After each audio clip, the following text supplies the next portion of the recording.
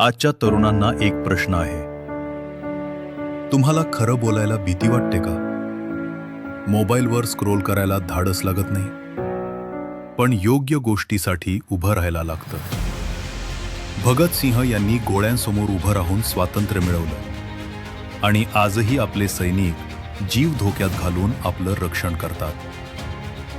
खरं धैर्य म्हणजे स्वतःसाठी नाही, तर देशासाठी जगणं. संत तुकाराम महाराज म्हणतात, सत्य असत्याशी मन केले ग्वाही, मानियले नाही पहू. सत्याच्या बाजूने उभं राहा, भीती नाही तर सत्य निवडा. आज आपण त्यांना श्रद्धांजली देतो, पण उद्या त्यांच्यासारखं धैर्य दाखवणार का? तुम्ही देशासाठी काय करणार? जय हिंद.